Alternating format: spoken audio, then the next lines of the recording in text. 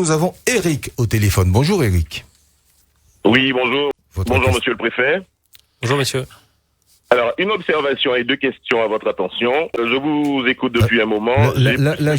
Eric, juste les questions, s'il vous plaît, parce que nous sommes pris par le temps. Les questions découlent de l'observation. J'ai l'impression que monsieur le préfet prépare surtout la 5e vague plutôt que de gérer la 4e. La question est la suivante. Monsieur le préfet, au regard de la situation du mois d'août, quelles sont les dispositions que vous avez prises pour justement préparer cette 5e vague que vous annoncez tant, au regard de l'échec en Israël de l'immunité collective que vous prenez? Et puis la deuxième question, quand vous dites qu'il n'y a pas de traitement, vous avez vous-même été contacté par la Covid. Comment avez-vous été soigné? La réponse de monsieur le préfet. Alors, je vais répondre à votre deuxième question qui est personnelle. En fait, j'ai eu effectivement la Covid. Je n'ai pas été soigné puisque j'avais une forme asymptomatique, mais vous vous souvenez que c'était pas le variant Delta. Moi, j'étais sur... j'ai contacté il y a un an. Alpha. Voilà. Il y a un an, c'était l'alpha, et j'ai eu une forme complètement asymptomatique, mais ce qui m'a permis ensuite d'avoir une seule dose de vaccin, puisque comme vous le savez, quand on a été contaminé une fois, on n'a qu'une seule dose de vaccin pour avoir un schéma vaccinal complet. Votre deuxième question, je suis en train de gérer avec l'ARS et avec les collectivités la 4e vague, puisque c'est bien ça notre sujet en ce moment. Et d'ailleurs, les différentes mesures que nous prenons montrent que ça fonctionne. Préparer la 5e vague, je l'ai dit tout à l'heure, la préparation de la 5e vague, c'est un sujet de.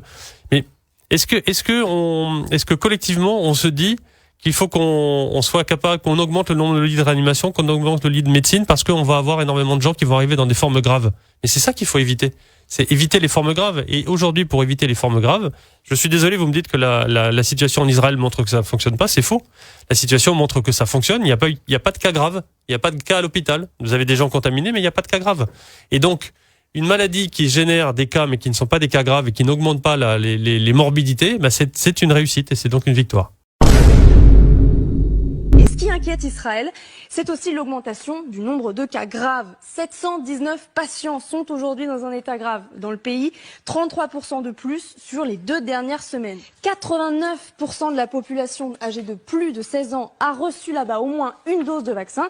Mais surtout, c'est le cas de 94% des 90 ans et plus, 95% des 80-89 ans, c'est 96 même chez les 70-79 ans et 92% chez les 60-69 ans. Vous le voyez, on est très haut partout et c'est surtout beaucoup plus qu'en France en ce qui concerne les 80 ans et plus. Et pourtant, on peut parler d'envolée de l'épidémie en ce moment.